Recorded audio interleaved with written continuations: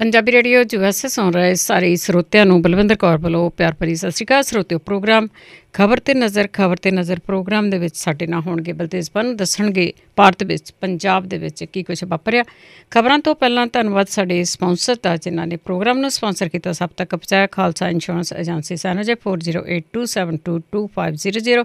ਇਹਨਾਂ ਤੋਂ ਬਿਜ਼ਨਸ ਦੀ ਜਾਂ ਹੋਰ ਆਟੋ ਇੰਸ਼ੋਰੈਂਸ ਕਰਵਾ ਸਕਦੇ ਹੋ। ਗੁਰਦੀਪ ਸਿੰਘ ਬਿਰਦੀ ਕਲੋਵਸ, ਤਨਾਮ ਸਿੰਘ ਸ਼ੇਰਗਿਰ ਸਲਮਾ, ਮਨਜੀਤ ਸਿੰਘ ਦੀਵਾਨਾ ਫਰੈਜ਼ਨੋ, ਗੁਰਚਰਨ ਸਿੰਘ ਜੀ ਬੇਕਰਸਫੀਲਡ, ਮਨਦੀਪ ਸਿੰਘ ਸੈਨੋਜੇ, ਜੈਂਡਰ ਹੋਮ ਲੋਨ ਵਾਲੇ ਮੋਹਨ ਚੀਮਾ ਜੀ ਜਿਨ੍ਹਾਂ ਦਾ ਫੋਨ ਨੰਬਰ 5599052575।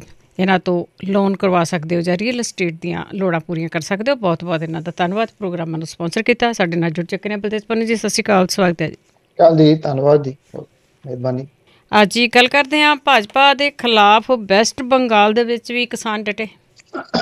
ਬਿਲਕੁਲ ਜੀ, ਕਿਸਾਨ ਮੋਰਚੇ ਦੇ ਜਿਹੜੇ ਆਗੂ ਨੇ ਉਹਨਾਂ ਨੇ ਇਹ ਗੱਲ ਕਹੀ ਹੈ ਜੀ, ਵੈਸਟ ਬੰਗਾਲ ਪਹੁੰਚ ਕੇ ਪ੍ਰੈਸ ਕਾਨਫਰੰਸ ਕਰਕੇ ਲੋਕਾਂ ਨੂੰ ਦੱਸਿਆ।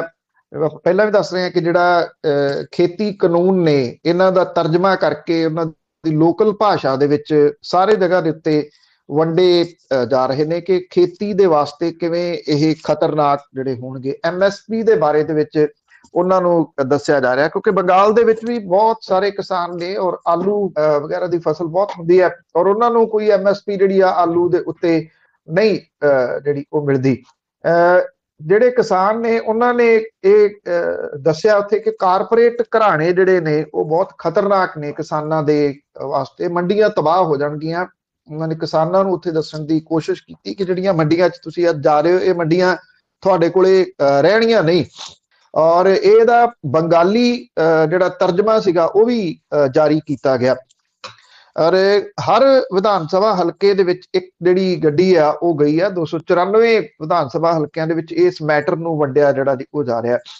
ਸੰਯੁਕਤ ਕਿਸਾਨ ਮੋਰਚੇ ਦੇ ਵੱਲੋਂ ਲੋਕਾਂ ਨੂੰ ਅਪੀਲ ਕੀਤੀ ਗਈ, ਬੰਗਾਲ ਦੇ ਲੋਕਾਂ ਨੂੰ, ਪੱਛਮੀ ਬੰਗਾਲ ਦੇ ਲੋਕਾਂ ਨੂੰ, ਕਿ ਉਹ ਵਿਧਾਨ ਸਭਾ ਚੋਣਾਂ ਦੇ ਵਿੱਚ ਭਾਜਪਾ ਨੂੰ ਵੋਟ ਨਾ ਪਾਉਣ। ਔਰ ਇਹ ਕਿਹਾ ਕਿ ਇਹਦੇ ਕਰਾਰੀ ਹਾਰ ਦੇ ਨਾਲ ਭਾਜਪਾ ਦੀ ਅਗਵਾਈ ਵਾਲੀ ਜਿਹੜੀ ਕੇਂਦਰ ਸਰਕਾਰ ਹੈ ਉਹ ਤਿੰਨੇ ਖੇਤੀ ਕਾਨੂੰਨਾਂ ਨੂੰ ਵਾਪਸ ਲੈਣ ਲਈ ਮਜਬੂਰ ਹੋਣਾ ਪਊਗਾ। ਕਿਸਾਨਾਂ ਨੇ ਇਹ ਗੱਲ ਕਹੀ ਕਿ ਅਸਮ, ਕੇਰਲ, ਪੁਡੂਚੇਰੀ, ਤਾਮਿਲਨਾਡੂ ਤੇ ਪੱਛਮੀ ਬੰਗਾਲ ਦੇ ਵਿੱਚ ਸੱਤਾ ਦੀ ਭੁੱਖੀ ਤੇ ਕਿਸਾਨ ਵਿਰੋਧੀ ਭਾਜਪਾ ਨੂੰ ਸਬਕ ਲੋਕ ਸਿਖਾ ਸਕਦੇ ਨੇ। ਇਹ ਕਿਹਾ ਕਿ ਜੇ ਤੁਸੀਂ ਸਬਕ ਸਿਖਾਉਣ ਦੀ ਕੋਸ਼ਿਸ਼ ਕਰੋਗੇ ਤਾਂ ਭਾਜਪਾ ਦਾ ਹੰਕਾਰ ਟੁੱਟੂਗਾ ਤੇ ਅਸੀਂ ਸਰਕਾਰ ਤੋਂ ਕਿਸਾਨ ਅੰਦੋਲਨ ਦੀਆਂ ਮੰਗਾਂ ਜਿਹੜੀਆਂ ਉਹ ਮਨਵਾ ਸਕਦੇ ਹਾਂ। ਪੱਛਮੀ ਬੰਗਾਲ ਦੇ ਵੋਟਰਾਂ ਨੂੰ ਇਹ ਅਪੀਲ ਕੀਤੀ ਕਿ ਅਸੀਂ ਤੁਹਾਨੂੰ ਕਿਸੇ ਖਾਸ ਪਾਰਟੀ ਨੂੰ ਵੋਟਾਂ ਪਾਉਣ ਦੇ ਵਾਸਤੇ ਨਹੀਂ ਜਿਹੜਾ ਜੀ ਉਹ ਕਹਿੰਦੇ, ਨਾ ਅਸੀਂ ਕਿਸੇ ਦੀ ਹਮਾਇਤ ਕਰ ਰਹੇ ਹਾਂ। ਇਹ ਜ਼ਰੂਰ ਕਹਿ ਰਹੇ ਹਾਂ ਕਿ ਇੱਕ ਖਾਸ ਪਾਰਟੀ ਜਿਹੜੀ ਭਾਰਤੀ ਜਨਤਾ ਪਾਰਟੀ ਹੈ ਉਹਦੇ ਹੱਕ ਦੇ ਵਿੱਚ ਨਾ ਭੁਗਤੋ, ਉਹਦੇ ਵਿਰੋਧ ਦੇ ਵਿੱਚ ਜਿਹੜਾ ਜੀ ਉਹ ਭੁਗਤੋ ਤਾਂ ਕਿ ਉਹਨੂੰ ਸਬਕ ਜਿਹੜਾ ਉਹ ਸਿਖਾਇਆ ਜਾ ਸਕੇ। ਸੰਯੁਕਤ ਕਿਸਾਨ ਮੋਰਚੇ ਦੇ ਜਿਹੜੇ ਆਗੂ ਨੇ ਬਲਬੀਰ ਸਿੰਘ ਇਹਨਾਂ ਪ੍ਰੈਸ ਕਾਨਫਰੰਸਾਂ ਨੂੰ ਜਿਹੜਾ ਉਹ ਸੰਬੋਧਨ ਕਰ ਰਹੇ ਸੀਗੇ। ਔਰ ਅੱਜ ਜਿਹੜੀ ਨੰਦੀਗ੍ਰਾਮ ਦੇ ਵਿੱਚ ਹੋਣ ਵਾਲੀ ਕਿਸਾਨਾਂ ਦੀ ਰੈਲੀ ਹੈ ਉਹਦੇ ਉੱਤੇ ਨਿਗਾਹ ਜਿਹੜੀ ਉਹ ਜ਼ਰੂਰ ਰਹੂਗੀ ਜੀ, ਜਿਹਨੂੰ ਕਿ ਰਕੇਸ਼ ਟਕੈਤ ਹੁਰੀ ਸੰਬੋਧਨ ਕਰਨਗੇ। ਜੀ ਜੀ, ਤੇ ਬਹੁਤ ਵਧੀਆ ਕਦਮ ਹੈਗਾ ਕਿ ਜਿਹੜਾ ਸਾਰੇ ਭਾਰਤ ਦੇ ਵਿੱਚ ਇਹ ਫੈਲਾਉਣ ਦੀਆਂ ਕੋਸ਼ਿਸ਼ਾਂ ਕੀਤੀਆਂ ਜਾ ਰਹੀਆਂ ਨੇ। ਅੱਗੇ ਪੰਜਾਬ ਦੇ ਵਿੱਚ ਜੇ ਕਣਕ ਦੀ ਗੱਲ ਕਰੀਏ, ਹੁਣ ਕਣਕ ਦੀ ਫਸਲ ਹੈ ਜਿਹੜੀ ਉਹ ਪੱਕ ਜਾਣੀ ਆ ਤੇ ਉਸ ਨੂੰ ਚੱਕਣ ਦੇ ਲਈ ਬਹੁਤੀਆਂ ਮੁਸ਼ਕਲਾਂ ਦਾ ਸਾਹਮਣਾ ਕਰਨਾ ਪਊਗਾ। ਬਿਲਕੁਲ ਜੀ, ਇਹ ਜਿਹੜੀਆਂ ਆਪਾਂ ਇੱਕ ਤਾਂ ਗੱਲ ਜਿਹੜੀ ਸਿੱਧੀ ਅਦਾਇਗੀ ਦੀ ਕਰ ਰਹੇ ਹਾਂ ਉਹ ਮੁਸ਼ਕਲ ਪੈਦਾ ਕਰੂਗੀ ਜੀ, ਕਿਉਂਕਿ ਪੰਜਾਬ ਦੇ ਕਿਸਾਨਾਂ ਲਈ ਮੁਸ਼ਕਲ ਪੈਦਾ ਕਰਨੀ ਕੇਂਦਰ ਦੀ ਸਰਕਾਰ ਦੇ ਮੁੱਖ ਏਜੰਡੇ ਦੇ ਉੱਤੇ ਆ। ਉਹਨੂੰ ਇਹ ਲੱਗਦਾ ਕਿ ਇਹ ਅੰਦੋਲਨ ਪੰਜਾਬ ਦੇ ਕਿਸਾਨਾਂ ਨੇ ਕਿੱਥੋਂ ਖੜਾ ਕਰ ਲਿਆ, ਜਿਹੜਾ ਕਿ ਅੱਜ ਉਹਨਾਂ ਦੇ ਵਾਸਤੇ ਪੂਰੇ ਮੁਲਕ ਦੇ ਵਿੱਚ ਮੁਸ਼ਕਲ ਬਣਦਾ ਤੁਰਿਆ ਜਿਹੜਾ ਦੀ ਉਹ ਜਾ ਰਿਹਾ। ਜੇ ਹਰਿਆਣੇ ਦੇ ਵਿੱਚ ਇਹ ਕੀਤਾ ਹੋਇਆ ਜਿਹੜੀ ਸਿੱਧੀ ਅਦਾਇਗੀ ਵਾਲਾ ਵੀ ਕਿਸਾਨਾਂ ਦੇ ਉੱਤੇ ਨਿਰਭਰ ਆ ਕਿ ਕਿਸਾਨਾਂ ਨੇ ਕੀ ਕਰਨਾ ਹੈ ਇਸ ਮਾਮਲੇ ਦੇ ਉੱਤੇ, ਔਰ ਕਿ ਉਹਨਾਂ ਨੇ ਸਿੱਧੀ ਅਦਾਇਗੀ ਲੈਣੀ ਤਾਂ ਆੜਤੀਏ ਦੇ ਰਾਹੀਂ ਲੈਣੀ, ਜਦੋਂ ਕਿ ਇੱਥੇ ਪੰਜਾਬ ਦੇ ਵਿੱਚ ਇਹ ਚੋਇਸ ਨਹੀਂ ਦਿੱਤੀ ਜਾ ਰਹੀ। ਇਹ ਕਿਹਾ ਜਾ ਰਿਹਾ ਕਿ ਸਿੱਧੀ ਅਦਾਇਗੀ ਹੀ ਕੀਤੀ ਜਾਊਗੀ ਔਰ ਜਿਹੜੇ ਕਿਸਾਨ ਨੇ ਉਹ ਆਪਣੀ ਜ਼ਮੀਨ ਦੀ ਪੂਰੀ ਡਿਟੇਲ ਜਿਹੜੀ ਆ ਉਹ ਅਪਲੋਡ ਕਰਨਗੇ, ਫਿਰ ਉਹਨਾਂ ਦੇ ਖਾਤੇ ਦੇ ਵਿੱਚ ਪੈਸੇ ਜਿਹੜੇ ਆ ਉਹ ਸਿੱਧੇ ਆਉਣਗੇ। ਕੱਲ ਗੱਲ ਕੀਤੀ ਸੀ ਕਿ ਜਿਹੜੇ ਆੜਤੀਏ ਨੇ ਉਹ ਵੀ ਮੋਰਚਾ ਜਿਹੜਾ ਉਹ ਲਗਾ ਕੇ ਬੈਠੇ ਨੇ। ਐਤਕੀ ਇਹ ਜਿਹੜੀ ਪੰਜਾਬ ਸਰਕਾਰ ਹੈ ਉਹਦੇ ਵਾਸਤੇ ਵੀ ਔਖੀ ਘੜੀ ਹੋਊਗੀ। ਇਹ ਜਿਹੜੀ ਪ੍ਰਕਿਰਿਆ ਹੈ ਇਹਨੂੰ ਜਿਹੜਾ ਉਹ ਸੌਖਾ ਜਿਹੜਾ ਉਹ ਬਣਾਉਣਾ। ਪੰਜਾਬ ਸਰਕਾਰ ਹਾਲ ਦੀ ਘੜੀ ਬਿਲਕੁਲ ਅਵੇਸਲੀ ਇਸ ਮਾਮਲੇ ਦੇ ਉੱਤੇ ਨਜ਼ਰ ਆ ਰਹੀ ਹੈ। ਕਣਕ ਜਿਹੜੀ ਆ ਉਹ ਆਈ ਖੜੀ ਤਕਰੀਬਨ 15 ਦਿਨ ਤੋਂ ਬਾਅਦ, ਔਰ ਸਰਕਾਰ ਦਾ ਕੋਈ ਪ੍ਰਬੰਧ ਜਿਹੜਾ ਜੋ ਨਹੀਂ ਲੱਗ ਰਿਹਾ। ਜਿਹੜੀ ਇਹਨੂੰ ਕਣਕ ਨੂੰ ਇਕੱਠਾ ਕਰਨਾ, ਭੰਡਾਰਨ ਕਰਨਾ, ਸਿੱਧੀ ਅਦਾਇਗੀ, ਬਾਰਦਾਨੇ ਦਾ ਪ੍ਰਬੰਧ, CCL, ਇਸ ਤਰ੍ਹਾਂ ਦੇ ਸੰਕਟ ਜਿਹੜੇ ਦੀ ਉਹ ਖੜੇ ਨੇ ਸਰਕਾਰ ਦੇ ਮੂਹਰੇ। ਆੜਤੀਏ ਸਿੱਧੀ ਅਦਾਇਗੀ ਨੂੰ ਲੈ ਕੇ ਪਹਿਲਾਂ ਹੀ ਜਿਹੜਾ ਦੀ ਉਹ ਮੋਰਚਾ ਖੋਲ ਕੇ ਬੈਠੇ ਨੇ। 1 ਅਪ੍ਰੈਲ ਤੋਂ ਨਿਯਮਾਂ ਦੇ ਮੁਤਾਬਕ ਕਣਕ ਦੀ ਸਰਕਾਰੀ ਖਰੀਦ ਸ਼ੁਰੂ ਹੁੰਦੀ ਹੈ, ਔਰ ਇਸ ਲਿਹਾਜ਼ ਦੇ ਨਾਲ ਦੇਖੀਏ ਤਾਂ ਪੰਜਾਬ ਸਰਕਾਰ ਦੇ ਕੋਲੇ ਜਿਹੜਾ ਉਹ ਸਮਾਂ ਹੈ ਉਹ 2 ਹਫ਼ਤਿਆਂ ਦਾ ਲਗਭਗ ਜਿਹੜਾ ਉਹ ਰਹਿ ਗਿਆ। ਸਰਕਾਰ ਨੇ ਅਜੇ ਤੱਕ ਖਰੀਦ ਪਾਲਿਸੀ ਜਾਰੀ ਨਹੀਂ ਕੀਤੀ, ਜਿਹੜੀ ਕਿ ਪਹਿਲਾਂ ਫਰਵਰੀ ਦੇ ਅਖੀਰ ਤੱਕ ਜਿਹੜੀ ਜਾਰੀ ਹੋ ਜਾਂਦੀ। ਇਹ ਤਾਂ ਪੰਜਾਬ ਸਰਕਾਰ ਦੇ ਹੱਥ ਦੇ ਵਿੱਚ ਹੈ ਨਾ ਕਿ ਉਹਨੇ ਕਦੋਂ ਜਿਹੜੀ ਇਹਦੀ ਇਹ ਖਰੀਦ ਪਾਲਿਸੀ ਜਿਹੜੀ ਉਹ ਪਹਿਲਾਂ ਜਾਰੀ ਕਰਨ ਦੀ ਸੀ, ਇਸ ਵਾਰੀ ਨਹੀਂ ਜਿਹੜੀ ਕੀਤੀ। ਖੁਰਾਕ ਸਪਲਾਈ ਵਿਭਾਗ ਜਿਹੜਾ ਉਹਦੇ ਮੁੱਖ ਦਫ਼ਤਰ ਦੇ ਕਰੀਬ 60 ਦੇ ਕਰੀਬ ਮੁਲਾਜ਼ਮ ਤੇ ਅਧਿਕਾਰੀ ਨੇ ਉਹ ਕੋਰੋਨਾ ਪੋਜ਼ਿਟਿਵ ਹੋ ਗਿਆ। ਮੁੱਖ ਦਫ਼ਤਰ ਦੇ ਵਿੱਚ ਕੰਮ ਹੀ ਬੰਦ ਕਰ ਦਿੱਤਾ ਗਿਆ, ਔਰ 15 ਮਾਰਚ ਨੂੰ ਜਿਹੜਾ ਦੀ ਇਹ ਦਫ਼ਤਰ ਖੁੱਲੂਗਾ। ਇਹ ਤਕਰੀਬਨ ਸਾਰੇ ਕੰਮ ਠੱਪ ਵਰਗੇ ਹੋਏ ਪਏ ਆ ਜੀ। ਕਣਕ ਦੀ ਖਰੀਦ ਦੇ ਵਾਸਤੇ 2800 ਖਰੀਦ ਕੇਂਦਰ ਬਣਾਏ ਜਾਣੇ ਸੀਗੇ। ਕੋਰੋਨਾ ਵਾਇਰਸ ਦੇ ਪ੍ਰਕੋਪ ਜਿਹੜਾ ਜੀ ਉਹ ਵਧਣ ਕਰਕੇ ਇਹ ਕਿਹਾ ਗਿਆ ਕਿ ਕੇਂਦਰਾਂ ਦੀ ਗਿਣਤੀ 4000 ਹੁਣ ਕੀਤੀ ਜਾ ਰਹੀ ਹੈ। ਪਿਛਲੇ ਸਾਲ ਮੰਡੀਆਂ ਚੋਂ ਜਿਹੜੀ 127.25 ਲੱਖ ਮੀਟ੍ਰਿਕ ਟਨ ਕਣਕ ਦੀ ਜਿਹੜੀ ਉਹ ਇਹਨੇ ਉਹ ਖਰੀਦ ਜਿਹੜੀ ਕੀਤੀ ਸੀਗੀ ਲਾਸਟ ਈਅਰ ਜਿਹੜੀ, ਔਰ ਐਤਕੀ ਮੰਡੀਆਂ ਦੇ ਵਿੱਚ 132 ਲੱਖ ਮੀਟ੍ਰਿਕ ਟਨ ਫਸਲ ਜਿਹੜੀ ਉਹ ਆਉਣ ਦਾ ਅਨੁਮਾਨ ਹੈਗਾ। ਸਰਕਾਰ ਜਿਹੜੀ ਆ ਉਹ ਫਸਲ ਦੇ ਭੰਡਾਰਨ ਨੂੰ ਲੈ ਕੇ ਫਿਕਰਮੰਦ ਹੈ, ਕਿਉਂਕਿ 18-19 ਦੇ ਕਰੀਬ 6.73 ਲੱਖ ਮੀਟ੍ਰਿਕ ਟਨ ਕਣਕ ਅਜੇ ਵੀ ਗੋਦਾਮਾਂ ਦੇ ਵਿੱਚ ਪਈ ਹੈ। 55 ਲੱਖ ਮੀਟ੍ਰਿਕ ਟਨ ਚੌਲ ਲਾਉਣ ਲਈ ਜਗ੍ਹਾ ਨਹੀਂ ਹੈਗੀ। ਚੌਲਾਂ ਦੀ ਆਪਾਂ ਗੱਲ ਕੀਤੀ ਸੀ, ਚੌਲ ਚੁੱਕੇ ਨਹੀਂ ਜਾ ਰਹੇ, ਉਹ ਪਏ ਨੇ। 13 ਲੱਖ ਮੀਟ੍ਰਿਕ ਟਨ ਜਗ੍ਹਾ ਜਿਹੜੀ ਜੀ ਉਹ ਮੌਜੂਦ ਹੈ। ਪੁਰਾਣਾ ਸਟਾਕ ਕਲੀਅਰ ਨਾ ਹੋਣ ਕਰਕੇ ਨਵੀਂ ਫਸਲ ਦੇ ਵਾਸਤੇ CCL ਲੈਣ ਦੇ ਵਿੱਚ ਮੁਸ਼ਕਲ ਹੈ। ਵੱਡਾ ਮਸਲਾ ਬਾਰਦਾਨੇ ਦਾ ਵੀ ਹੈ, ਕਿਉਂਕਿ ਜੂਟ ਮਿੱਲਾਂ ਦੀ ਮੰਗ ਦੇ ਮੁਤਾਬਕ ਉਹਨਾਂ ਕੋਲੇ ਸਮਰੱਥਾ ਹੀ ਹੈ ਨਹੀਂ। ਚੌਲਾਂ ਲਈ ਕਰੀਬ 20% ਬਾਰਦਾਨੇ ਦੀ ਕਮੀ ਹੈ ਅਜੇ ਵੀ। ਕਣਕ ਦੀ ਫਸਲ ਦੇ ਵਾਸਤੇ ਕੋਈ 3,80,000 ਗੱਠਾਂ ਜਿਹੜੀਆਂ ਬਾਰਦਾਨੇ ਦੀ ਲੋੜ ਹੈ, ਪਰ ਕੇਂਦਰ ਦੀ ਸਰਕਾਰ ਨੇ ਅਜੇ ਤੱਕ ਸਿਰਫ 1,41,000 ਜਿਹੜੀਆਂ ਗੱਠਾਂ ਨੇ ਉਹ ਹਾਮੀ ਭਰੀ ਆ ਬਾਰਦਾਨਾ ਦੇਣ ਦੀ। ਕੁਝ ਪਲਾਸਟਿਕ ਬਾਰਦਾਨਾ ਵਰਤਿਆ ਜਾਣਾ। ਜੇ ਸਮੇਂ ਤੇ ਬਾਰਦਾਨੇ ਦਾ ਇੰਤਜ਼ਾਮ ਨਾ ਹੋਇਆ ਤੇ ਮੰਡੀਆਂ ਦੇ ਵਿੱਚ ਫਸਲ ਦੇ ਢੇਰ ਲੱਗ ਜਾਣਗੇ। ਕੈਪਟਨ ਸਰਕਾਰ ਦੇ ਮੌਜੂਦਾ ਜਿਹੜਾ ਕਾਰਜਕਾਲ ਹੈ ਉਹਦੇ ਵਿੱਚ ਇਹ ਕਣਕ ਦੀ ਫਸਲ ਜਿਹੜੀ ਉਹ ਆਖਰੀ ਖਰੀਦ ਹੈ, ਤੇ ਅੱਗੋਂ ਚੋਣਾਂ ਜਿਹੜੀਆਂ ਉਹ ਨੇੜੇ ਨੇ। ਮੁੱਖ ਮੰਤਰੀ ਸਾਹਿਬ ਥੱਕ ਗਏ ਜ਼ਿਆਦਾ ਤੇ ਉਹ ਚਲੇ ਗਏ ਪਹਾੜਾਂ ਦੇ ਵਿੱਚ ਜੀ। ਅਜੇ ਉੱਥੋਂ ਕਦੋਂ ਉਹ ਪਰਤਦੇ ਆ ਕੁਝ ਨਹੀਂ ਪਤਾ, ਜਦੋਂ ਕਿ 2 ਹਫ਼ਤੇ ਜਿਹੜੇ ਨੇ ਉਹ ਇਸ ਫਸਲ ਦੀ ਖਰੀਦ ਸ਼ੁਰੂ ਹੋਣ ਦੇ ਵਿੱਚ ਰਹਿ ਗਏ ਜੀ। ਸੋ ਇਸ ਵਾਰੀ ਮੁਸੀਬਤਾਂ ਜਿਹੜੀਆਂ ਨੇ ਉਹ ਕਿਸਾਨਾਂ ਦੇ ਵਾਸਤੇ ਵੀ ਮੂੰਹ ਟੱਡੀ ਖੜੀਆਂ। ਬਿਲਕੁਲ ਤੁਸੀਂ ਮੁੱਖ ਮੰਤਰੀ ਦੀ ਗੱਲ ਕੀਤੀ ਹੈਗੀ ਆ, ਉਹ ਤਾਂ ਬਹੁਤ ਥੱਕੇ ਹੋਏ। ਤਾਂ ਪੰਜਾਬ ਵੀ ਮੈਨੂੰ ਲੱਗਦਾ ਬਹੁਤ ਘੱਟ ਆਏ ਹੋਣੇ 3-4 ਵਾਰੀ। ਅਤੇ ਵੈਸੇ ਪੰਜਾਬ ਦੇ ਲੋਕਾਂ ਨੂੰ ਕਰੋਨਾ ਦੇ ਨਾਲ ਬਹੁਤ ਡਰਾਇਆ ਹੋਇਆ ਆ। 34 ਮੌਤਾਂ ਇਸੇ ਖਾਤੇ ਪਾ ਦਿੱਤੀਆਂ ਤਾਂ ਸਕੂਲ ਕਾਲਜ ਕਰਤੇ ਬੰਦ। ਬਿਲਕੁਲ ਜੀ, ਇਹ COVID-19 ਕਿਹਾ ਜਾ ਰਿਹਾ ਕਿ ਮੁੜ ਕੇ ਫੈਲ ਗਿਆ। ਜਿਹੜੇ ਸੂਬੇ ਜਿਨ੍ਹਾਂ ਦੇ ਵਿੱਚ ਸਭ ਤੋਂ ਜ਼ਿਆਦਾ ਕੇਸ ਆ ਰਹੇ ਆ, ਪੰਜਾਬ ਉਹਨਾਂ ਦੇ ਵਿੱਚ ਸ਼ਾਮਲ ਹੋ ਗਿਆ। ਹੁਸ਼ਿਆਰਪੁਰ, ਅੰਮ੍ਰਿਤਸਰ ਦੇ ਵਿੱਚ ਕਰੋਨਾ ਦੇ ਨਾਲ 5 ਮੌਤਾਂ ਹੋਈਆਂ ਨੇ। ਜਲੰਧਰ ਤੇ ਮੁਹਾਲੀ ਵਿੱਚ 6, ਗੁਰਦਾਸਪੁਰ ਤੇ ਤਰਨਤਾਰਨ ਦੇ ਵਿੱਚ 2, ਕਪੂਰਥਲਾ ਦੇ ਵਿੱਚ 3, ਲੁਧਿਆਣਾ, ਫਾਜ਼ਿਲਕਾ, ਨਵਾਂ ਸ਼ਹਿਰ, ਸੰਗਰੂਰ ਤੇ ਰੋਪੜ ਦੇ ਵਿੱਚ 1 ਮੌਤ ਹੋਈ ਹੈ। 34 ਮੌਤਾਂ 24 ਘੰਟਿਆਂ ਦੇ ਵਿੱਚ ਜਿਹੜੀਆਂ ਹੋਈਆਂ ਨੇ।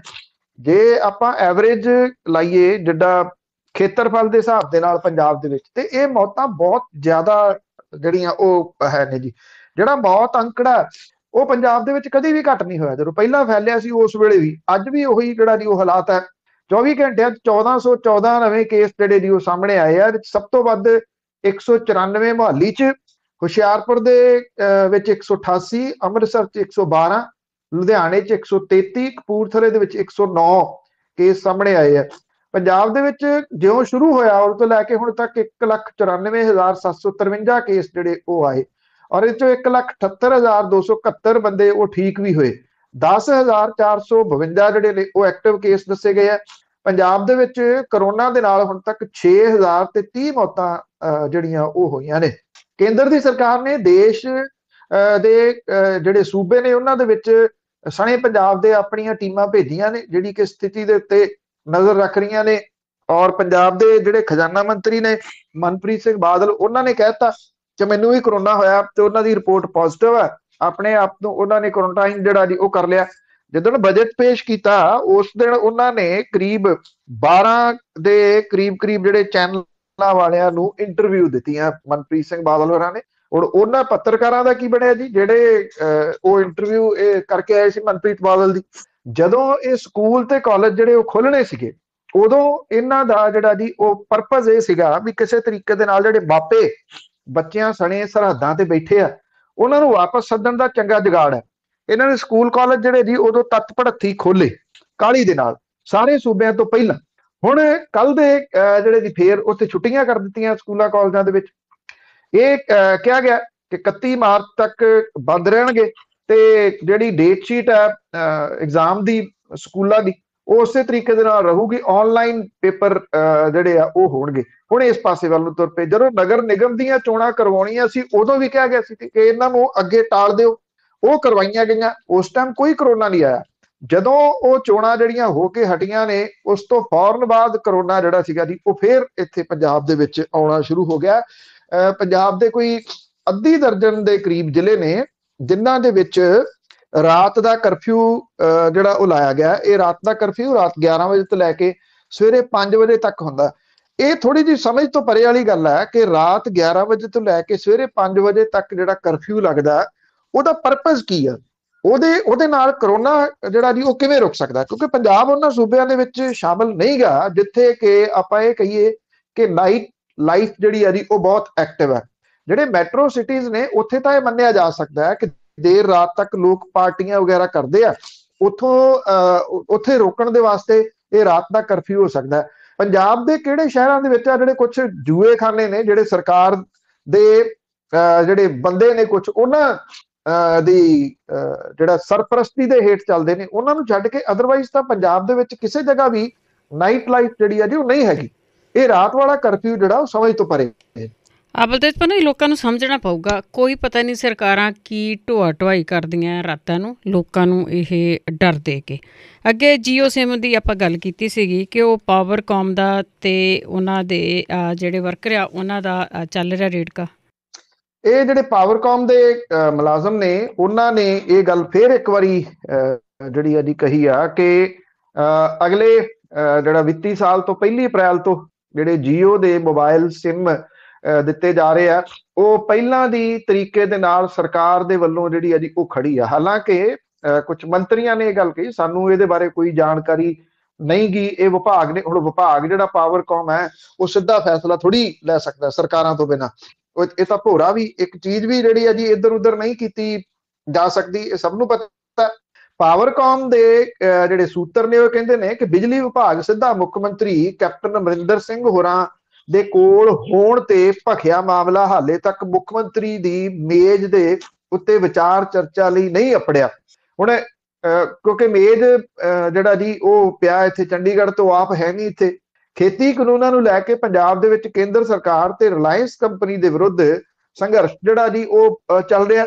ਜਿਹੜਾ ਕਿਸਾਨ ਜਥੇਬੰਦੀਆਂ ਨੇ ਉਹਨਾਂ ਨੇ ਇਸ ਮੋਬਾਈਲ ਦਾ ਜਿਹੜਾ ਬਾਈਕਾਟ ਕਰਨ ਦਾ ਸੱਦਾ ਦਿੱਤਾ ਸੀ ਔਰ ਲੋਕਾਂ ਨੇ ਵੱਡੀ ਗਿਣਤੀ ਦੇ ਵਿੱਚ ਨੰਬਰ ਪੋਰਟ ਕਰਾ ਲਏ। ਕੁਝ ਜਿਹੜੇ ਉਹਨਾਂ ਦੇ ਇੱਥੇ ਟਾਵਰ ਨੇ ਉਹਨਾਂ ਦੇ ਉੱਤੇ ਉਦੋਂ ਹਮਲੇ ਵੀ ਹੋਏ, ਕਿਸਾਨਾਂ ਨੇ ਉਹ ਰੋਕਿਆ ਕਿ ਕੋਈ ਹਮਲਾ ਕਿਸੇ ਜਗ੍ਹਾ ਦੇ ਉੱਤੇ ਨਹੀਂ ਕਰਨਾ। ਫਿਰ ਉਹ ਹਮਲੇ ਜਿਹੜੇ ਰੁਕੇ। ਜਿਹੜਾ ਜੀਓ ਹੈ ਉਹਨੂੰ ਵੱਡੀ ਢਾਹ ਲੱਗੀ ਪੰਜਾਬ ਤੇ ਹਰਿਆਣੇ ਦੇ ਵਿੱਚ। ਹੁਣ ਜੀਓ ਨੇ ਇਹ ਜਿਹੜੀ ਢਾਹ ਆ ਉਹ ਪੂਰੀ ਕਰਨ ਦੇ ਵਾਸਤੇ ਉਹ ਸਰਕਾਰਾਂ ਦੇ ਰਾਹੀਂ ਆਇਆ। ਹਰਿਆਣੇ ਦੇ ਵਿੱਚ ਵੀ ਜਿਹੜੇ ਸਰਕਾਰੀ ਮਹਿਕਮੇ ਨੇ ਉੱਥੇ ਜੀਓ ਜਿਹੜਾ ਉਹ ਲਾਜ਼ਮੀ ਕਰ ਦਿੱਤਾ ਗਿਆ। ਉਹੀ ਕੁਝ ਇੱਥੇ ਪੰਜਾਬ ਦੇ ਵਿੱਚ ਜਿਹੜਾ ਕੀਤਾ ਜਾ ਰਿਹਾ ਔਰ ਇਹ ਪਾਵਰਕਾਮ ਤੋਂ ਸਟਾਰਟ ਕੀਤਾ ਗਿਆ। ਔਰ ਜਿਹੜਾ ਇਹ ਕਿਹਾ ਗਿਆ ਕਿ ਸਾਰੇ ਜਿਹੜੇ ਕੰਮ ਕਰਨ ਵਾਲੇ ਨੇ ਉਹਨਾਂ ਨੂੰ ਜੀਓ ਦਾ ਕਾਰਡ ਲੈਣਾ ਪਊਗਾ। ਹਾਲੇ ਅਮਲ ਦੇ ਵਿੱਚ ਆਉਣ ਦੇ ਵਾਸਤੇ ਜਿਹੜਾ ਅੱਧ-ਵੱਟ ਆ ਇਹ ਕਿ ਜੇ ਮਾਮਲੇ 'ਚ ਕੋਈ ਤਕਨੀਕੀ ਅੜਚਨ ਨਾ ਆਈ ਤਾਂ ਪਹਿਲੇ ਪਾਵਰਕਾਮ ਦੇ ਵਿੱਚ ਵੋਟ ਪਾਉਣ ਦੀ ਜਗ੍ਹਾ ਦਿੱਤੇ ਰਿਲਾਇੰਸ ਜੀਓ ਜਿਹੜੀ ਉਹ ਲੈਣੀ ਹੈ, ਕਿਉਂਕਿ ਸਰਕਾਰ ਨੇ ਇਹ ਸਮਝੌਤਾ ਕੀਤਾ ਨਹੀਂ ਜਿਹੜਾ ਉਹ ਇਸ ਮਾਮਲੇ 'ਚ ਹਟੂਗੀ। ਪਰ ਕਿਉਂਕਿ ਇੱਥੇ ਬਲਵੀਰ ਸਿੰਘ ਬਾਜਵਾ 2 ਦਿਨ ਪਹਿਲਾਂ ਚੰਡੀਗੜ੍ਹ ਦੇ ਵਿੱਚ ਪ੍ਰੈਸ ਕੀਤੀ, ਉਹਨਾਂ ਨੂੰ ਵੀ ਇਹਦੇ ਬਾਰੇ ਪੁੱਛਿਆ ਸੀ ਕਿ ਇੱਥੇ ਜੀਓ ਸਟਾਰਟ ਕਰ ਰਹੇ ਹੋ, ਸਰਕਾਰ ਨੇ ਕਰਤਾ। ਉਹ ਕਹਿੰਦੇ ਕੈਪਟਨ ਅਮਰਿੰਦਰ ਸਿੰਘ ਹੋਰਾਂ ਤੋਂ ਸਾਨੂੰ ਪਹਿਲਾਂ ਹੀ ਉਮੀਦ ਨਹੀਂ ਸੀ। ਉਹਨਾਂ ਨੇ ਕਿਹਾ ਕਿ ਖੇਤੀ ਕਾਨੂੰਨ ਅਸੀਂ ਰੱਦ ਕਰਨ ਵਾਸਤੇ ਕਿਹਾ ਸੀ, ਪੰਜਾਬ ਨੇ ਤਾਂ ਵਿਸ਼ੇਸ਼ ਸੈਸ਼ਨ ਰੱਦ ਕੇ ਖੇਤੀ ਕਾਨੂੰਨਾਂ 'ਚ ਤਰਮੀਮਾਂ ਕਰਤੀਆਂ, ਰੱਦ ਤਾਂ ਕੀਤੇ ਨਹੀਂ। ਉਸੇ ਤਰੀਕੇ ਦੇ ਨਾਲ ਉਹ ਜੀਓ ਨਾਲ ਉਹ ਪਗਾ ਰਹੇ ਆ। ਇਸ ਕਰਕੇ ਉਹਨਾਂ ਨੇ ਕਿਹਾ ਕਿ ਸਾਨੂੰ ਉਹ ਤੋਂ ਕੋਈ ਉਮੀਦ ਜਿਹੜੀ ਉਹ ਨਹੀਂ ਗੀ, ਕਿਉਂਕਿ ਪਾਵਰਕਾਮ ਦਾ ਮਹਿਕਮਾ ਜਿਹੜਾ ਉਹ ਮੁੱਖ ਮੰਤਰੀ ਹੋਰਾਂ ਦੇ ਕੋਲੇ ਆ ਡਾਇਰੈਕਟਲੀ, ਔਰ ਨਾ ਤਾਂ ਇਹ ਮਾਮਲਾ ਅਜੇ ਤੱਕ ਕਿਸੇ ਦੇ ਕੋਲੋਂ ਵੱਲੋਂ ਮੁੱਖ ਮੰਤਰੀ ਦੇ ਕੋਲੇ ਉਠਾਇਆ ਗਿਆ, ਨਾ ਮੁੱਖ ਮੰਤਰੀ ਜਾਂ ਕਿਸੇ ਉੱਚ ਅਥਾਰਟੀ ਨੇ ਇਹਦੇ ਵਾਸਤੇ ਕੁਝ ਦੱਸਿਆ ਕਿ ਇਹ ਕਿਵੇਂ ਜਿਹੜਾ ਹੋਊਗਾ। ਵਿਧਾਨ ਸਭਾ ਦੇ ਸੈਸ਼ਨ ਦੇ ਅਖੀਰਲੇ ਦਿਨ ਵਿਰੋਧੀ ਧਿਰ ਦੇ ਨੇਤਾ ਹਰਪਾਲ ਸਿੰਘ ਚੀਮਾ ਹੋਰਾਂ ਨੇ ਇਹ ਵਿਧਾਨ ਸਭਾ ਦੇ ਵਿੱਚ ਜ਼ਰੂਰ ਮਾਮਲਾ ਉਠਾਇਆ ਸੀ। ਜੀ, ਤੇ ਅੱਗੇ ਗੱਲ ਕਰਦੇ ਹੈਗੇ ਆ ਬਾਈਬਲ ਕਲਾ ਕਾਂਡ ਤੇ ਕੋਟਕਪੂਰਾ ਕਾਂਡ ਦੀ, ਉਸ ਦੀ ਸੁਣਵਾਈ ਵੀ ਅਦਾਲਤ ਵਿੱਚ ਹੋ ਰਹੀ ਹੈ। ਬਹੁਤ ਚਲੋ ਇੰਨਾ ਆ ਕਿ ਹੁਣ ਇਹ ਸੁਣਵਾਈ ਸ਼ੁਰੂ ਹੋਈ ਆ, ਢਿੱਲੀ ਆ, ਪਰ ਜਿਹੜੇ ਤਰੀਕੇ ਨਾਲ ਚੱਲ ਰਹੀ ਆ ਇਹ ਸਾਲਾਂ ਬੱਧੀ ਨਹੀਂ ਜਿਹੜੀ ਦੀ ਉਹ ਮੁੱਕਣੀ। ਔਰ ਇਹ ਉਸੇ ਤਰੀਕੇ ਦੇ ਨਾਲ, ਕਿਉਂਕਿ ਇੱਕ ਤਰੀਕਾ ਹੁੰਦਾ ਕਿ ਕਿਸੇ ਵੀ ਕੇਸ ਨੂੰ ਖਤਮ ਕਰਨ ਦੇ ਵਾਸਤੇ ਉਹਨੂੰ ਲਮਕਾ ਦਿਓ, ਇਹ ਲਮਕਾਇਆ ਗਿਆ। ਇਹ ਤਾਂ ਸਿਰਫ ਜਿਹੜਾ ਤੁਸੀਂ ਕਹਿ ਲਓ ਕਿ ਕੁੰਵਰ ਵਿਜੇ ਪ੍ਰਤਾਪ ਸਿੰਘ ਹੋਰੀ ਨੇ ਜਿਹੜੇ ਉਹ ਨਿੱਠ ਕੇ ਇਹਦੇ ਉੱਤੇ ਲੱਗੇ ਰਹੇ, ਨਹੀਂ ਤਾਂ ਹੁਣ ਨੂੰ ਤਾਂ ਇਹ ਭੁੱਲ ਭੁਲਾਈ ਦਿੰਦੇ ਲੋਕਾਂ ਨੂੰ ਕਿ ਕੋਈ ਉੱਥੇ ਗੋਲੀ ਕਾਂਡ ਵੀ ਹੋਇਆ ਸੀ ਜਾਂ ਗੁਰੂ ਗ੍ਰੰਥ ਸਾਹਿਬ ਦੀ ਬੇਅਦਬੀ ਦੀਆਂ ਘਟਨਾਵਾਂ ਵੀ ਹੋਈਆਂ ਸੀ। ਸੈਸ਼ਨ ਜੱਜ ਜਿਹੜੇ ਫਰੀਦਕੋਟ ਦੇ ਨੇ ਉਹਦੇ ਵਿੱਚ ਸੁਣਵਾਈ ਹੋਣੀ ਸੀਗੀ, ਪਰ ਉੱਥੇ ਬਾਰ ਐਸੋਸੀਏਸ਼ਨ ਦੇ ਮੈਂਬਰਾਂ ਦੀ ਹੜਤਾਲ ਹੋ ਗਈ, ਜਿਹਦੇ ਕਰਕੇ ਕੋਈ ਸੁਣਵਾਈ ਨਹੀਂ ਹੋ ਸਕੀ। ਹੁਣ ਇਹਨਾਂ ਦੋਵਾਂ ਕੇਸਾਂ ਦੀ ਸੁਣਵਾਈ 2 ਅਪ੍ਰੈਲ ਨੂੰ ਜਿਹੜਾ ਹੋਊਗੀ। ਮਤਲਬ ਕੋਈ ਨਾ ਕੋਈ ਪਿਕਚਰ ਜਿਹੜੀ ਆ ਉਹ ਡਿਫਰੈਂਟ ਟਾਈਪ ਦੀ ਮੂਹਰੇ ਆ ਜਾਂਦੀ ਆ। ਜਿਹੜੇ ਡਿਸਟ੍ਰਿਕਟ ਅਟਾਰਨੀ ਨੇ ਰਜਨੀਸ਼ ਗੋਇਲ, ਉਹਨਾਂ ਨੇ ਅਦਾਲਤ ਨੂੰ ਇਹ ਅਪੀਲ ਕੀਤੀ ਕਿ ਜਿਨ੍ਹਾਂ ਦੇ ਖਿਲਾਫ ਚਲਾਨ ਸੈਸ਼ਨ ਕੋਰਟ ਦੇ ਵਿੱਚ ਆ ਚੁੱਕਾ, ਉਹਨਾਂ ਦੇ ਖਿਲਾਫ ਸੁਣਵਾਈ ਸ਼ੁਰੂ ਕੀਤੀ ਜਾਵੇ। ਉਹਨਾਂ ਨੇ ਇਹ ਕਿਹਾ ਕਿ ਸਾਬਕਾ ਡੀਜੀਪੀ ਸੁਮੇਧ ਸੈਣੀ ਖਿਲਾਫ ਵੀ ਚਲਾਨ ਇਲਾਕਾ ਮੈਜਿਸਟ੍ਰੇਟ ਦੀ ਅਦਾਲਤ ਦੇ ਵਿੱਚ ਪੇਸ਼ ਹੋ ਚੁੱਕਾ, ਪਰ ਅਜੇ ਇਹ ਕੇਸ ਸੁਣਵਾਈ ਲਈ ਸੈਸ਼ਨ ਕੋਰਟ ਦੇ ਵਿੱਚ ਨਹੀਂ ਜਿਹੜਾ ਆਇਆ। ਇਸ ਲਈ ਇਸ ਕੇਸ ਦੀ ਵੱਖਰੇ ਤੌਰ ਦੇ ਉੱਤੇ ਸੁਣਵਾਈ ਕੀਤੀ ਜਾਵੇ। ਜਿਹੜੇ ਸੈਸ਼ਨ ਜੱਜ ਸੀ ਉਹਨਾਂ ਨੇ ਕਿਹਾ ਕਿ ਪਰਮਰਾਜ ਅਮਰਾਨੰਗਲ ਤੇ ਸੁਮੇਧ ਸੈਣੀ ਦੇ ਖਿਲਾਫ ਚਲਾਨ ਇਲਾਕਾ ਮੈਜਿਸਟ੍ਰੇਟ ਦੀ ਅਦਾਲਤ ਚੋਂ ਛੇਤੀ ਸੈਸ਼ਨ ਕੋਰਟ ਦੇ ਵਿੱਚ ਪਹੁੰਚਣ ਵਾਲਾ, ਜਿਹਦੇ ਕਰਕੇ ਸਾਰੇ ਮੁਲਾਜ਼ਮਾਂ ਦੇ ਖਿਲਾਫ ਇੱਕੋ ਵੇਲੇ ਸੁਣਵਾਈ ਜਿਹੜੀ ਉਹ ਸ਼ੁਰੂ ਕੀਤੀ ਜਾਵੇ। ਪਰਮਰਾਜ ਅਮਰਾਨੰਗਲ ਫਿਰ ਜਿਹੜਾ ਜੀ ਉਹ ਅਦਾਲਤ ਦੇ ਵਿੱਚ ਪੇਸ਼ ਨਹੀਂ ਹੋਏ। ਇਹ ਕਿਹਾ ਕਿ ਉਹ ਬਵਾਰ ਨੇ, ਔਰ ਜਿਹੜੇ ਇੱਕ ਐਸਪੀ ਪਰਮਜੀਤ ਸਿੰਘ ਨੇ ਉਹ ਕਿਹਾ ਕਿ ਸੀਬੀਆਈ ਦੀ ਅਦਾਲਤ ਦੇ ਵਿੱਚ ਦਿੱਲੀ ਗਏ ਹੋਏ ਆ, ਇਸ ਕਰਕੇ ਉਹ ਪੇਸ਼ ਨਹੀਂ ਜਿਹੜਾ ਹੋ ਸਕਦੇ। ਹੁਣ 2 ਅਪ੍ਰੈਲ ਦੇ ਉੱਤੇ ਜਿਹੜੀ ਜੀ ਉਹ ਕਹਾਣੀ ਚਲੇਗੀ। ਉਦੋਂ ਤੱਕ ਉਮੀਦ ਹੈ ਕਿ ਇਹ ਜਿਹੜੇ ਚਲਾਨ ਹੈ ਉਹ ਸੈਸ਼ਨ ਅਦਾਲਤ ਦੇ ਵਿੱਚ ਆ ਜਾਊਗਾ। ਅਜੇ ਕਾਰਵਾਈ ਜਿਹੜੀ ਹੈ ਜੀ ਉਹ ਸ਼ੁਰੂ ਹੀ ਨਹੀਂ ਹੋ ਸਕੀ। ਹੁਣ 2 ਅਪ੍ਰੈਲ ਦੀ ਉਡੀਕ ਹੈ ਕਿ ਉਦੋਂ ਕਾਰਵਾਈ ਸ਼ੁਰੂ ਹੋਊਗੀ ਜਾਂ ਅਜੇ ਅਟਕੂ ਜੀ। ਉਸ ਤੋਂ ਅਗਲੀ ਗੱਲ ਕਰਦੇ ਆ ਕਿ ਜਿਹੜਾ ਗਰਮੀਆਂ ਦਾ ਜਗਾੜ ਆ ਉਹ ਸਰਹੱਦਾਂ ਤੇ ਕਿਸਾਨ ਲੱਗੇ ਕਰਨ। ਦੇਖੋ ਜਿਹੜਾ ਇੱਥੋਂ ਕੁਛ ਹੈਗਾ ਜਿਹੜਾ ਆਪਣੇ ਦਰਬਾਰੀ ਮੀਡੀਆ, ਉਹ ਇਹ ਗੱਲ ਕਹਿੰਦਾ ਕਿ ਉੱਥੇ ਤਾਂ ਜੀ ਖਾਲੀ ਹੋ ਗਈਆਂ ਜਿਹੜੀਆਂ ਉਹ ਸਰਹੱਦਾਂ, ਉੱਥੇ ਤਾਂ ਹੁਣ ਸਰਹੱਦਾਂ ਦੇ ਉੱਤੇ ਕੋਈ ਨਹੀਂ ਹੈਗਾ। ਪਰ ਰਿਐਲਿਟੀ ਜਿਹੜੀ ਹੈ ਜੀ ਉਹ ਇਹ ਆ ਕਿ ਉਹ ਜਿਸ ਸਿਰੜ ਦੇ ਨਾਲ ਪੱਕੇ ਇਰਾਦਿਆਂ ਦੇ ਨਾਲ ਬੈਠੇ ਆ, ਅੱਜ ਵੀ ਜਿਹੜਾ ਟਿੱਕਰੀ ਬਾਰਡਰ ਹੈ ਉਹਦੇ ਤੇ 23 ਕਿਲੋਮੀਟਰ ਤੋਂ ਤੱਕ ਜਿਹੜਾ ਜੀ ਉਹ ਲੰਬਾ ਕਾਫਲਾ ਉੱਥੇ ਬੈਠਾ। ਉਹੀ ਹਾਲਾਤ ਸਿੰਘੂ ਬਾਰਡਰ ਦੇ ਉੱਤੇ ਨੇ, ਕਿਤੇ ਵੀ ਕੋਈ ਜਿਹੜਾ ਜੀ ਉਹ ਘਟਿਆ ਨਹੀਂ, ਨਾ ਗਾਜੀਪੁਰ ਬਾਰਡਰ ਦੇ ਉੱਤੇ ਘਟਿਆ। ਟਿੱਕਰੀ ਤੋਂ ਸਟਾਰਟ ਹੋਇਆ ਸੀ ਪੱਕੇ ਮਕਾਨ ਬਣਾਉਣ ਦਾ। ਟਿੱਕਰੀ ਦੇ ਉੱਤੇ ਲਗਾਤਾਰ ਜਿਹੜੇ ਜੀ ਉਹ ਪੱਕੇ ਮਕਾਨ ਬਣਾਏ ਜਾ ਰਹੇ ਨੇ, ਇੱਟਾਂ ਤੇ ਸੀਮੈਂਟ ਦੇ, ਔਰ ਇਸੇ ਤਰੀਕੇ ਦੇ ਮਕਾਨ ਜਿਹੜੇ ਆ ਸਿੰਘੂ ਬਾਰਡਰ ਦੇ ਉੱਤੇ ਵੀ ਬਣ ਰਹੇ ਤੇ ਗਾਜੀਪੁਰ ਬਾਰਡਰ ਦੇ ਉੱਤੇ ਵੀ ਬਣਨੇ ਜਿਹੜਾ ਉਹ ਸ਼ੁਰੂ ਹੋ ਗਏ। ਕਿਉਂਕਿ ਜਿਹੜੇ ਪਿਛਲੇ ਦਿਨਾਂ ਦੇ ਵਿੱਚ ਕੁਝ ਮੀਂਹ ਪਏ, ਉਹਦੇ ਕਰਕੇ ਜਿਹੜੇ ਕਿਸਾਨਾਂ ਨੂੰ ਵੱਡੀਆਂ ਮੁਸ਼ਕਲਾਂ ਆਈਆਂ ਟਿੱਕਰੀ ਬਾਰਡਰ ਦੇ ਉੱਤੇ ਵੀ ਤੇ ਸਿੰਘੂ ਬਾਰਡਰ ਦੇ ਉੱਤੇ ਵੀ, ਕਿਉਂਕਿ ਚਿੱਕੜ ਹੋ ਜਾਂਦਾ। ਜਿਹੜੇ ਕੁਝ ਨੀਵੇਂ ਥਾਵਾਂ ਦੇ ਉੱਤੇ ਨੇ ਉੱਥੇ ਪਾਣੀ ਭਰ ਜਾਂਦਾ, ਤਰਪਾਲਾਂ ਉੱਡ ਜਾਂਦੀਆਂ ਨੇ, ਉਹਦੇ ਕਰਕੇ ਪੱਕੇ ਜਿਹੜੇ ਜੀ ਉਹ ਕੋਠੇ ਛੱਤਣੇ ਸ਼ੁਰੂ ਕੀਤੇ ਨੇ। ਇੱਕ ਤਾਂ ਜਿਹੜੇ ਇਹਨਾਂ ਪੱਕੇ ਕੋਠਿਆਂ ਦੇ ਵਿੱਚ ਜਿਹੜਾ ਗਰੋਸਰੀ ਵਗੈਰਾ ਉਹ ਸਾਰਾ ਸਮਾਨ ਰੱਖਿਆ ਜਾ ਸਕਦਾ, ਇਹਨਾਂ ਨੂੰ ਇਸ ਤਰੀਕੇ ਦੇ ਨਾਲ ਬਣਾਇਆ ਜਾ ਰਿਹਾ ਕਿ ਇਹ ਥੋੜੇ ਹਵਾਦਾਰ ਵੀ ਹੋਣ ਤੇ ਗਰਮੀ ਉਹਨਾਂ 'ਚ ਘੱਟ ਲੱਗੇ। ਜਿਹੜੀ ਕੰਧਾਂ ਖੜੀਆਂ ਕਰਕੇ ਛੱਤ ਦੇ ਉੱਤੇ ਤਰਪੈਲਾਂ ਜਿਹੜੀਆਂ ਉਹ ਪਾਈਆਂ ਜਾ ਰਹੀਆਂ ਨੇ, ਜਾਂ ਜਿਹੜੇ ਢਾਰੇ ਟਾਈਪ ਦੇ ਨੇ, ਕਾਈ ਜਿਹੜੀ ਆ ਉਹ ਉੱਤੇ ਛੱਤਾਂ ਦੇ ਉੱਤੇ ਪਾਈ ਜਾ ਰਹੀ ਹੈ। ਬਹੁਤ ਸਾਰੀਆਂ ਹੱਟ ਟਾਈਪ ਜਿਹੜੀਆਂ ਝੁੱਗੀ ਟਾਈਪ ਆ ਜੀ ਉਹ ਵੀ ਬਣਾਈ ਜਾ ਰਹੀ ਹੈ, ਕਿਉਂਕਿ ਉਹਦੇ ਵਿੱਚ ਗਰਮੀ ਘੱਟ ਲੱਗਦੀ ਹੈ। ਪਰ ਕਿਉਂਕਿ ਮੱਛਰ ਬਹੁਤ ਹੁੰਦਾ, ਉਹਦੇ ਵਾਸਤੇ ਜਿਹੜੀ ਜਾਲੀ ਆ ਉਹਦਾ ਪ੍ਰਬੰਧ ਕੀਤਾ ਜਾ ਰਿਹਾ। ਜਾਲੀ ਲੱਗੀਆਂ ਟਰਾਲੀਆਂ ਜਿਹੜੀਆਂ ਉਹ ਸਰਹੱਦਾਂ ਵੱਲ ਨੂੰ ਜਾਂਦੀਆਂ ਵੇਖੀਆਂ ਜਾ ਸਕਦੀਆਂ ਨੇ। ਇਹਨਾਂ ਟਰਾਲੀਆਂ ਦੇ ਵਿੱਚ ਕੂਲਰ ਲਾਏ ਗਏ ਆ, ਤਾਂ ਕਿ ਜਿਹੜਾ ਲੋਹਾ ਹੈ ਠੰਡਾ ਵੀ ਛੇਤੀ ਹੁੰਦਾ, ਗਰਮ ਵੀ ਛੇਤੀ ਹੁੰਦਾ, ਉਹ ਤਪੇ ਨਾ। ਦਿੱਲੀ ਜਿਹੜੀ ਆ ਉੱਥੇ ਗਰਮੀ ਜ਼ਿਆਦਾ ਪੈਂਦੀ, ਪੰਜਾਬ ਨਾਲੋਂ ਜ਼ਿਆਦਾ ਪੈਂਦੀ ਹੈ। ਉਂਝ ਤਾਂ ਕਿਸਾਨ ਜਿਹੜਾ ਜੀ ਆਪਣੇ ਪਿੰਡੇ ਤੇ ਸਾਰਾ ਕੁਝ ਹੀ ਝੱਲਦਾ, ਜੇ ਇੰਨੀ ਠੰਡ ਉਹਨੇ ਝੱਲੀ ਹੈ ਤੇ ਗਰਮੀ ਵੀ ਜਿਹੜਾ ਉਹ ਝੱਲੂਗਾ। ਇਹ ਜਿਹੜੀਆਂ ਟਰਾਲੀਆਂ ਨੇ ਇਹ ਹੁਣ ਵਿਸ਼ੇਸ਼ ਰੂਪ ਦੇ ਵਿੱਚ ਜਿਹੜੀਆਂ ਉਹ ਤਿਆਰ ਕੀਤੀਆਂ ਜਾ ਰਹੀਆਂ ਨੇ। ਜਿਹੜੇ ਲੋਕ ਉੱਥੇ ਜਾ ਰਹੇ ਨੇ ਹੁਣ, ਉਹ ਜੇ ਤੁਸੀਂ ਉਹਨਾਂ ਦੀਆਂ ਗੱਡੀਆਂ ਦੇ ਵਿੱਚ ਵੇਖੋ ਕੂਲਰ ਤੇ ਪੱਖੇ ਲਿਜਾ ਰਹੇ ਨੇ। ਜਿਹੜੇ ਦਾਨੀ ਸੱਜਣ ਨੇ ਜੀ, ਜਿਹੜੇ ਸਿਆਲਾਂ ਦੇ ਵਿੱਚ ਕੰਬਲ ਤੇ ਦੂਸਰਾ ਗਰਮ ਸਮਾਨ ਜਿਹੜਾ ਉਹ ਲਿਜਾਂਦੇ ਸੀਗੇ। ਗੀਜ਼ਰ ਕਿੰਨੇ ਉੱਥੇ ਗਏ ਨੇ, ਪਾਥੀ ਗੀਜ਼ਰ ਜਿਹੜੇ ਸਿਆਲਾਂ ਦੇ ਵਿੱਚ। ਹੁਣ ਇਹਨਾਂ ਸਰਹੱਦਾਂ ਦੇ ਉੱਤੇ ਟਰਾਲੀਆਂ ਪੱਖਿਆਂ ਦੀਆਂ ਭਰ ਕੇ ਦਾਨੀ ਸੱਜਣ ਜਿਹੜਾ ਲਿਜਾ ਰਹੇ ਨੇ। ਕੱਲੀ ਕੱਲੀ ਟਰਾਲੀ ਦੇ ਵਿੱਚ ਜਾ ਕੇ ਪੱਖੇ ਜਿਹੜੇ ਉਹ ਦਿੱਤੇ ਜਾ ਰਹੇ ਨੇ। ਜਾਲੀਆਂ ਜਿਹੜੀਆਂ ਮੱਛਰਾਂ ਤੋਂ ਬਚਾਓ ਦੇ ਵਾਸਤੇ ਨੇ ਉਹ ਲਿਜਾਈਆਂ ਜਾ ਰਹੀਆਂ ਨੇ। ਉਹ ਜਿਹੜੀ ਬਣਾਇਆ ਜਾਂਦਾ ਛੱਪਰ ਟਾਈਪ ਦਾ, ਉਹਦੇ ਉੱਤੇ ਪੂਰੇ ਤੇ ਪਾ ਦਿੱਤੀ ਜਾਂਦੀ ਜਾਲੀ, ਤਾਂ ਕਿ ਮੱਛਰ ਉਹਦੇ ਵਿੱਚ ਐਂਟਰ ਨਾ ਕਰੇ। ਜਿਹੜੀ ਟਰਾਲੀ ਆ ਉਹ ਪੂਰੀ ਦੀ ਪੂਰੀ ਇਸ ਜਾਲੀ ਦੇ ਨਾਲ ਕਵਰ ਕੀਤੀ ਜਾ ਰਹੀ ਹੈ। ਦੇਖੋ ਇਹ ਹੈ ਕਿ ਕਿਸੇ ਨੂੰ ਇਹ ਲੱਗਦਾ ਹੋਊਗਾ ਸਿਰੜ ਸੰਜਮ ਇੰਨਾ ਸੌਖਾ ਨਹੀਂਗਾ ਜੀ, ਜਿਸ ਤਰੀਕੇ ਦੇ ਨਾਲ ਇਹ ਲੋਕ ਬੈਠੇ ਨੇ। ਪਰ ਇੰਨਾ ਹੈ ਕਿ ਇਹ ਪੱਕੇ ਜਿਹੜੀਆਂ ਇੱਟਾਂ ਦੇ ਘਰ ਨਹੀਂ ਬਣ ਰਹੇ, ਇਹ ਇਰਾਦੇ ਨੇ ਜਿਹੜੇ ਇਹਨਾਂ ਲੋਕਾਂ ਦੇ ਉਹ ਹੋਰ ਪੱਕੇ ਹੋ ਰਹੇ ਆ, ਕਿ ਉੱਥੋਂ ਆਵਾਂਗੇ ਨਹੀਂ ਜਿੰਨੀ ਦੇਰ ਤੱਕ ਜਿਹੜੇ ਉਹਨਾਂ ਦੀਆਂ ਮੰਗਾਂ ਨਹੀਂ ਮੰਨੀਆਂ ਜਾਂਦੀਆਂ ਜੀ। ਤੇ ਅੱਗੇ ਹਰਿਆਣੇ ਦੇ ਮੁੱਖ ਮੰਤਰੀ ਦੀ ਗੱਲ ਕਰੀਏ ਵੀ ਬਹੁਤ ਔਖਾ ਆ ਜੋ ਵਿਰੋਧ ਕੀਤਾ ਗਿਆ ਅਕਾਲੀਆਂ ਵੱਲੋਂ।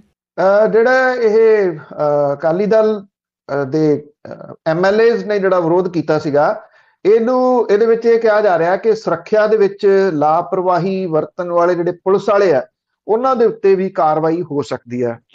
ਇਹ ਜਿਸ ਦਿਨ 10 ਤਰੀਕ ਨੂੰ ਪੰਜਾਬ ਵਿਧਾਨ ਸਭਾ ਦਾ ਸੈਸ਼ਨ ਸਮਾਪਤ ਹੋਇਆ, 3:30 ਖਤਮ ਹੋ ਗਿਆ, ਔਰ ਇਹ ਕੋਈ 6:30 ਵਜੇ ਦੇ ਕਰੀਬ ਜਦੋਂ ਹਰਿਆਣਾ ਵਿਧਾਨ ਸਭਾ ਦੇ ਵਿੱਚੋਂ ਉੱਥੋਂ ਦੇ ਮੁੱਖ ਮੰਤਰੀ ਮਨੋਹਰ ਲਾਲ ਖੱਟਰ ਨਿਕਲਿਆ ਤਾਂ ਉਹਦਾ ਜਿਹੜਾ ਸੀ ਉਹ ਵਿਰੋਧ ਕੀਤਾ, ਉਹਦਾ ਘਿਰਾਓ ਕੀਤਾ ਅਕਾਲੀ ਦਲ ਵਾਲਿਆਂ ਨੇ ਬਿਕਰਮ ਸਿੰਘ ਮਜੀਠੀਆ ਦੀ ਅਗਵਾਈ ਦੇ ਵਿੱਚ। ਹੁਣ ਇਹ ਕਿਹਾ ਜਾ ਰਿਹਾ ਕਿ ਜਿਹੜਾ ਵਿਧਾਨ ਸਭਾ ਦੇ ਗਿਆਨ ਚੰਦ ਗੁਪਤਾ ਨੇ, ਉਹਨੇ ਇਹ ਗੱਲ ਜਿਹੜੀ ਆ ਕਹੀ ਆ ਕਿ ਇੱਕ ਮੀਟਿੰਗ ਉਹਨਾਂ ਨੇ ਕੀਤੀ ਆ ਜਿਹੜੇ ਸੀਨੀਅਰ ਆਫੀਸਰ ਨੇ ਉਹਨਾਂ ਦੇ ਨਾਲ, ਕਿ ਇਹ ਏਡੀ ਵੱਡਾ ਜਿਹੜਾ ਜੀ ਉਹ ਕਿਵੇਂ ਹੋ ਗਿਆ ਕਿ ਉਸ ਜਗ੍ਹਾ ਦੇ ਉੱਤੇ ਆ ਕੇ ਵਿਰੋਧ ਕਿਵੇਂ ਜਿਹੜਾ ਉਹ ਕਰ ਗਏ। ਇਹ ਕਿਹਾ ਗਿਆ ਕਿ ਕੀ ਇਹ ਕਿਸੇ ਸਾਜ਼ਿਸ਼ ਦਾ ਹਿੱਸਾ ਸੀ ਜਿਹੜਾ ਉਹਨਾਂ ਨੇ ਵਿਰੋਧ ਕਰ ਲਿਆ। ਹੁਣ ਇਹ ਕਿਹਾ ਗਿਆ ਕਿ ਜਿਹੜੇ ਪੁਲਿਸ ਵਾਲੇ ਨੇ ਉਹਨਾਂ ਨੂੰ ਪੁੱਛਿਆ ਜਾਵੇ, ਔਰ ਇਹ ਕਿਹਾ ਜਾ ਰਿਹਾ ਕਿ 7 ਦੇ ਕਰੀਬ ਰਾਹ ਨੇ ਜਿਹੜੇ ਪੰਜਾਬ ਵਿਧਾਨ ਸਭਾ ਤੋਂ ਹਰਿਆਣਾ ਵਿਧਾਨ ਸਭਾ ਨਾਲ ਲੱਗੀਆਂ ਬਿਲਡਿੰਗਾਂ ਨੇ, ਜਿਹੜੇ ਉੱਥੋਂ ਆਉਂਦੇ ਨੇ, ਉਹ ਇਹ ਕਹਿੰਦੇ ਨੇ ਇੱਕ ਜਾਂ ਦੂਜੇ ਜਾਂ ਬਾਕੀ ਕਿਸੇ ਹੋਰ ਜਗ੍ਹਾ ਤੋਂ ਉੱਥੇ ਅੰਦਰ ਜਿਹੜਾ ਜੀ ਉਹ ਐਂਟਰ ਕਰ ਗਏ। ਉਹ ਇੰਨੀ ਦੇਰ ਕਿੱਥੇ ਬੈਠੇ ਰਹੇ, 3 ਘੰਟੇ। ਇਹਦੇ ਬਾਰੇ ਦੇ ਵਿੱਚ ਜਿਹੜੀ ਹੈ ਜੀ ਉਹ ਛਾਣਬੀਣ ਕੀਤੀ ਜਾ ਰਹੀ ਆ। CID ਜਿਹੜੀ ਆ ਜੀ ਉਹਨੂੰ ਵੀ ਝਿੜਕਾਂ ਪਈਆਂ ਨੇ ਕਿ CID ਕਿੱਥੇ ਸੀ ਉਸ ਵੇਲੇ, ਉਹਨੇ ਇਸ ਮਾਮਲੇ ਨੂੰ ਸੀਰੀਅਸਲੀ ਕਿਉਂ ਨਹੀਂ ਜਿਹੜਾ ਜੀ ਉਹ ਲਿਆ। ਔਰ ਇਹ ਕਿਹਾ ਜਾ ਰਿਹਾ ਕਿ ਇਹਦੇ ਵਾਸਤੇ ਹਰੀ ਝੰਡੀ ਦਿੱਤੀ ਗਈ ਆ ਕਿ ਮਾਮਲਾ ਦਰਜ ਜਿਹੜਾ ਉਹ ਕੀਤਾ ਜਾਵੇ, ਔਰ ਇਹਦੇ ਉੱਤੇ FIR ਅੱਜ ਜਿਹੜੀ ਦਰਜ ਹੋ ਸਕਦੀ ਆ।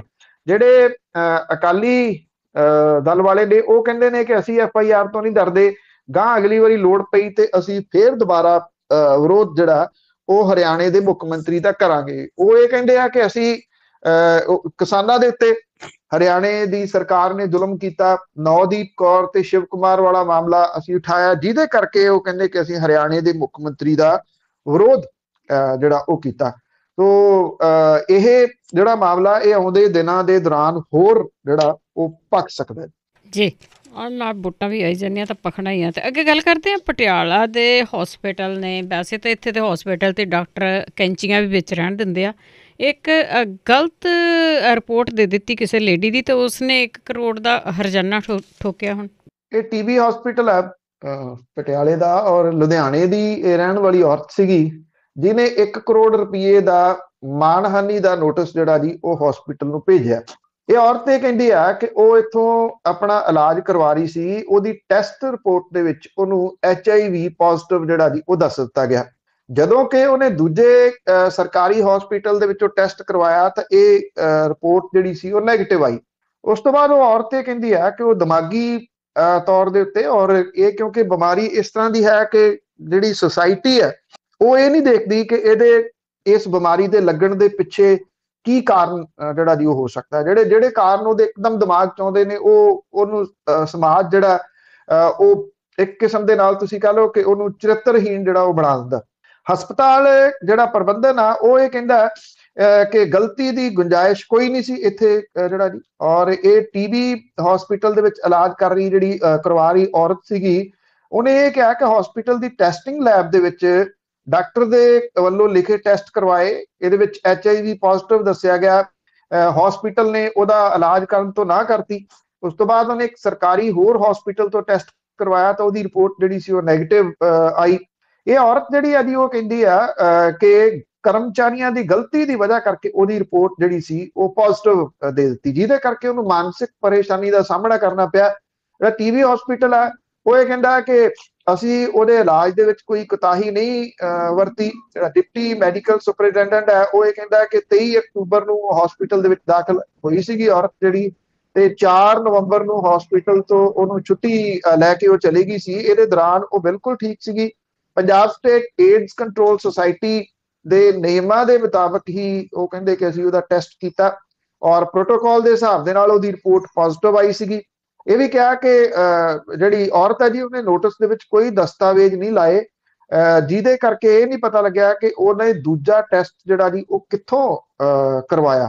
ਸ਼ਾਇਦ ਉਹਨੇ ਇਸ ਕਰਕੇ ਅਜੇ ਨਹੀਂ ਲਾਏ ਵੀ ਉਹਨਾਂ ਦੇ ਉੱਤੇ ਕੋਈ ਪ੍ਰੈਸ਼ਰ ਜਿਹੜਾ ਜੀ ਉਹ ਨਾ ਬਣਾ ਲਿਆ ਜਾਵੇ, ਕਿਉਂਕਿ ਉਹ ਵੀ ਸਰਕਾਰੀ ਹਸਪੀਟਲ ਆ, ਇਹ ਬਚਣ ਦੀ ਕੋਸ਼ਿਸ਼ ਤਾਂ ਜਿਹੜੀ ਉਹ ਕਰਨਗੇ ਨਾ। ਤੇ ਇਸ ਕਰਕੇ ਉਹਨੇ ਇਹ ਅਜੇ ਬਾਕੀ ਕਾਗਜ਼ ਨਹੀਂ ਲਾਏ। ਇਹ ਆਖਿਆ ਕਿ ਜਦੋਂ ਇਸ ਨੋਟਿਸ ਦਾ ਜਵਾਬ ਦੇਣਗੇ ਫਿਰ ਉਹ ਬਾਕੀ ਦਸਤਾਵੇਜ਼ ਜਿਹੜੇ ਆ ਉਹ ਦਊਗੀ ਕਿ ਕਿੱਥੋਂ ਉਹਨੇ ਇਹ ਟੈਸਟ ਕਰਵਾਇਆ ਤੇ ਉਹ ਕਿਵੇਂ ਨੈਗੇਟਿਵ ਆਇਆ। ਇਹ ਜੀ ਬਹੁਤ ਕੁਛ ਹੁੰਦਾ ਇੱਥੇ। ਬਹੁਤ ਬਹੁਤ ਧੰਨਵਾਦ ਬਲਤੇਜ ਪੰਨੂ ਜੀ। ਮਿਹਰਬਾਨੀ ਜੀ, ਧੰਨਵਾਦ ਜੀ, ਸਤਿ ਸ਼੍ਰੀ ਅਕਾਲ। ਸਤਿ ਸ਼੍ਰੀ ਅਕਾਲ ਜੀ। ਤੇ ਸਰੋਤੇ ਸਨ ਬਲਤੇਜ ਪੰਨੂ ਜੀ ਸਾਡੇ ਨਾਲ ਜੁੜਦੇ ਨੇ, ਕਰਦੇ ਨੇ ਖਬਰਾਂ। ਇਸੇ ਦੇ ਨਾਲ ਸਾਡਾ ਅੱਜ ਦਾ ਬੁਲਟਨ ਇੱਥੇ ਸਮਾਪਤ। ਬਲਵਿੰਦਰ ਕੌਰ ਵੱਲੋਂ ਆਪ ਸਭ ਨੂੰ ਪਿਆਰ ਭਰੀ ਸਤਿ ਸ਼੍ਰੀ ਅਕਾਲ।